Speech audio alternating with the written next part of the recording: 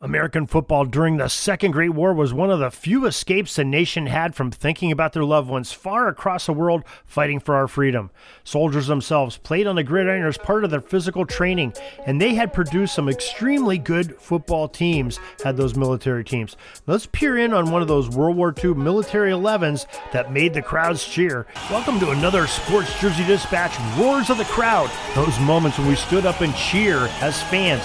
One of a sports fan's favorite sounds when a participant in an athletic event does something spectacular and impacts history, the game, or both, and makes an instant memory. We try and capture these on a daily basis to preserve sports history, saving those sports memories one day at a time.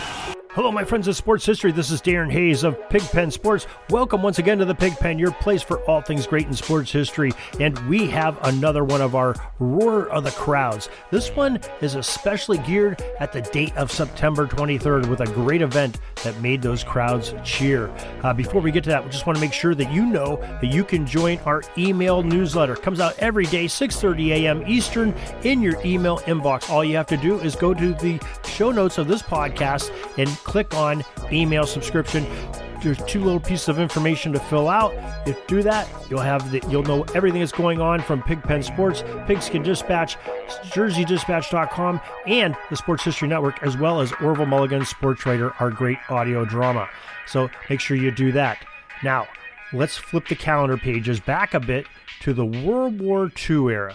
It's football season, 1944, and the Purdue Boilermakers traveled to the Great Lakes, Illinois, to play ball against the Great Lakes Naval Academy team. Great Lakes is the Navy's largest training installation and is the home of their only boot camp. It really was a busy place during the war to train young sailors so that they were ready to fight the Axis powers. Like their brethren at the Naval Academy and at West Point, where the soldiers are, these sailors at the Great Lakes Naval Academy had some tremendous gridiron talent on their roster.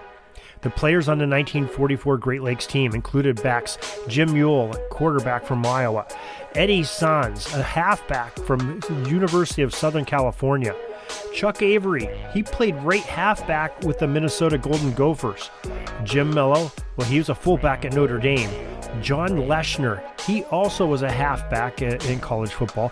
Don Mangold of Indiana. Bob Hanlon and Ara Parsegian, Miami, Ohio. Ara Parsegian, of course, went on to be the great Notre Dame head coach. They had ends of Cecil Sodders and George Young from Georgia. And linemen Pete Kravonik at guard. Jesse Hahn at guard. And Carmen Izzo playing center. Some great names in football history. We have a lot of those showing up on pigskindispatch.com. You can check out a lot of those players there using our powerful Earl to Go search engine. Purdue was not too shabby either for being in wartime. Of course, they lost a lot of their potential football players to the armed services that were fighting in the war. The naval team had the lead by halftime, though, with a score of 14-12. It was a tight one, but probably only because of a couple of offsides penalties on Purdue, which prevented the Boilermakers from making the line to gain in the waning seconds before the half. What they did do was leave the Great Lakes team with time to play one more play before intermission. Another offsides call moved the Great Lakes team just a little bit closer to that goal line. That last play was a pass from quarterback Jim Mule to a streaking Don Mangold in triple coverage by Purdue defenders. The pass couldn't have flown any truer to its mark. Touchdown, Great Lakes. And the Boilermakers found themselves in a hole, 14-12 at the half. The Boilermakers came out in the second half and marched methodically on a 45-yard drive to take an 18-14 lead after missing the extra point attempt. Great Lakes regained the lead, though, again 20-18 on another long Yule pass to Jim Keene this time, and their point failed as well, and we were on top again, that 2018 score. It was only seconds later that the Blue Jackets scored again, this time on a punt return by Jim Mule, who was doing everything that day. He muffed the kick at first, but then regained his composure to weave through the kicking team with needle-like precision until he traveled 93 yards to pay dirt. This was the final score of the game, but it was a doozy, and the Sailors won the day and heard the roar of the crowd. postscript to this story is that the Great Lakes Naval Blue Jackets team of 1944 lost only 2 games all season. The first was a 6-26 loss at number 4 in the nation, Ohio State. And the second L that tarnished their record that year was a season finale loss at Notre Dame. The Blue Jackets were ranked as high as number 5 in the country prior to that game with the Buckeyes and ended up being 17th in the nation in the final poll. So that is just some great gridiron history.